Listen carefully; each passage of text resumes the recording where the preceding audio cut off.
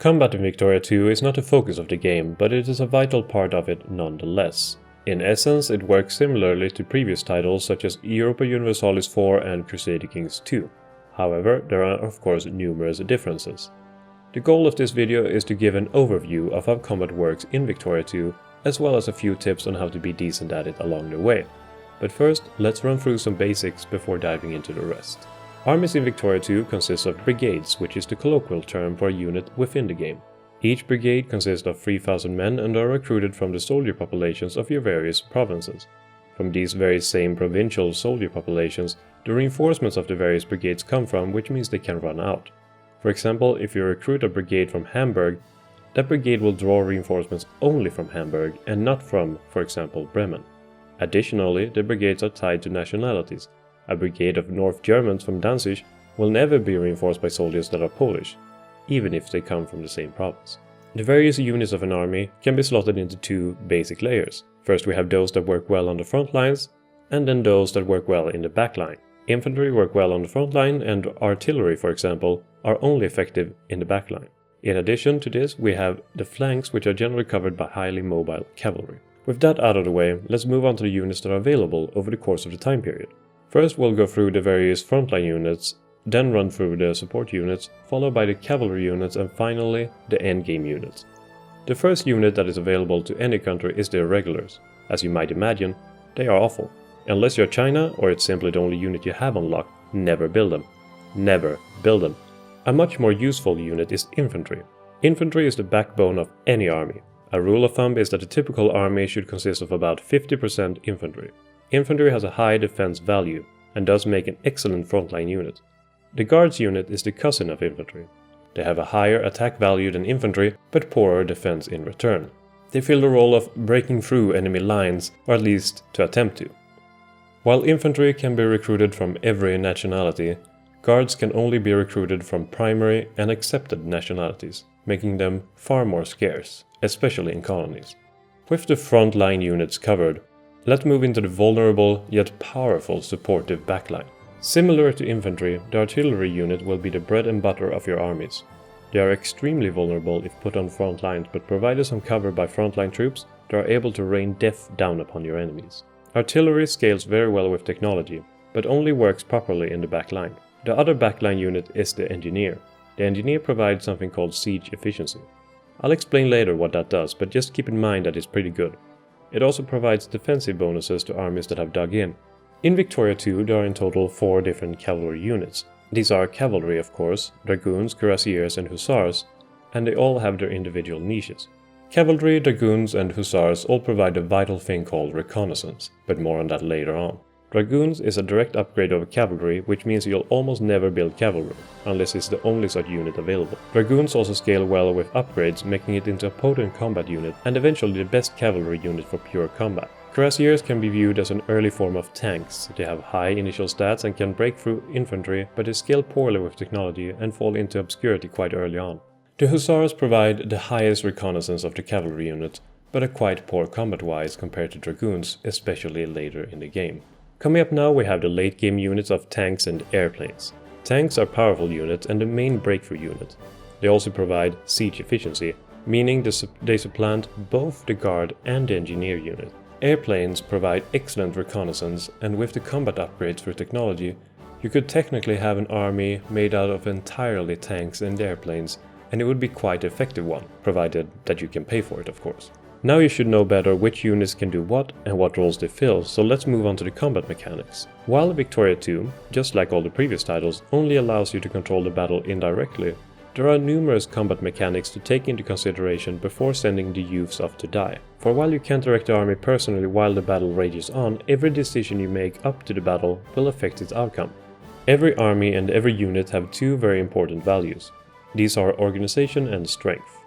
Organization is similar to morale in EU4 in that when the organization reaches 0, the army breaks and flees. Strength represents how many soldiers that are in the army. Of course, if that number reaches 0, the battle is lost as well. During a battle, both of these values will take damage. How much damage depends on the unit's discipline and your country's military tactics. These determine how much organization damage and strength damage your units take respectively. An incredibly important combat mechanic is that of combat width. Combat width governs how many units that can participate at any given point in a battle. The width of a battle is always limited, as only so many units can take part at the same time. How wide a battle is dependent on two factors primarily, namely technology and terrain. Technology reduces the maximum combat width, and so does terrain. The type of terrain has a huge impact on combat width, down to as low as 3 in mountainous terrain. If, for example, the combat width is 6 for a given battle, that means that on the front line 6 infantry units can take part. Behind them 6 support units such as artillery can take part. In total, 12 units for each side has the potential to fight. This means that if you have an army of 30 units, more than half will sit around and wait to replace lost units. It also shows the importance of artillery, since they fight from the back lines. Two things encountered in the provinces themselves that affect the battle are the terrain itself and forts. Terrain, besides determining the max combat width, also modifies the damage of the attacker. For example, if the province you're attacking includes a river, that will incur a penalty to the efficiency of the attacker. Forts, on the other hand, enhances the defense of the defender, resulting in the defender taking less casualties. I cannot stress enough the importance of knowing where you're going to fight and plan ahead. Terrain is extremely important.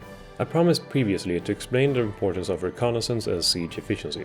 Recon, or reconnaissance, does two things. First of all, it will speed up the time it takes for an army to occupy a province. Second of all, it will reduce the dig-in bonus of the army you attack.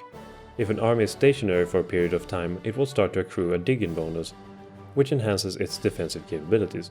The longer it's stationary, the higher the bonus becomes. The cap is governed by technology.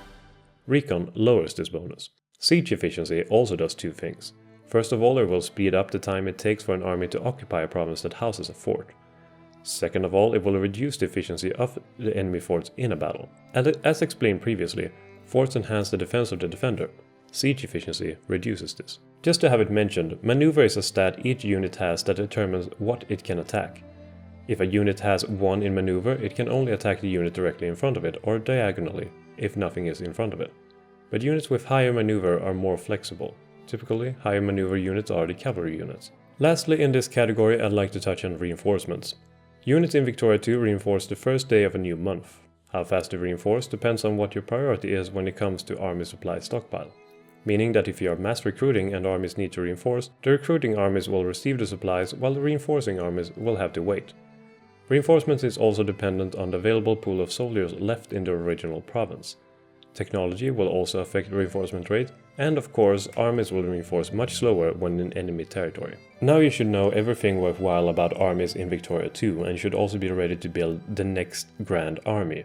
In the end, army composition comes down to personal preference, how you like to play, but there are some things to take into consideration. For example, the terrain you'll fight in and the supply limit.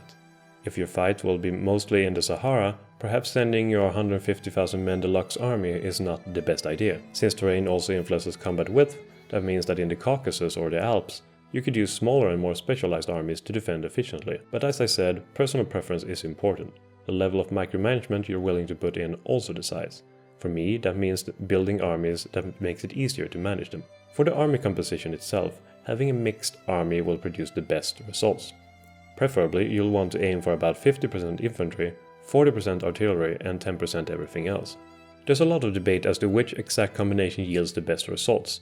One of my personal favorites is doing a 6 infantry, 5 artillery, 1 hussar and 1 engineer build. In total, it becomes 39,000 men, which will fit most supply limits and gives the artillery some extra protection should an infantry go down in battle. It doesn't give the optimal recon or siege, but it gives enough. A different strategy is to go with 4 infantry, 4 artillery, an engineer and a dragoon or a hussar.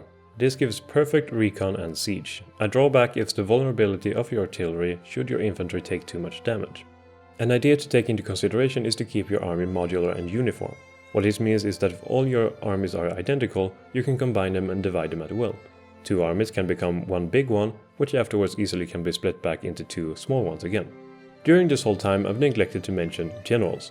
Generals have a massive impact on how a battle goes. Unlike EU4, you always have a plethora of good to bad generals to pick from, so there's no excuse to have any army without a leader. The primary stats of leaders are their bonuses to attack as well as defense, but there are also other traits such as bonuses or negatives to organization, speed and so on. However, let's be honest, you're going to pick generals primarily based on offensive and defensive capabilities. There you have it, folks. Most of what you need to know to conquer the world through glorious warfare. However, there are a few tips that I can throw in to help you out. One of these is to be aware of the combat width. If the enemy throws 250,000 men at a battle with a width of 4 and you have 24k defending it, there's no need to throw additional armies in there.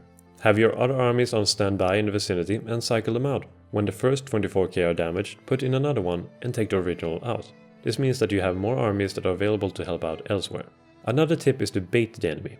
The AI is quite stupid. If you leave a small army in a mountain pass, they'll be tempted to attack it.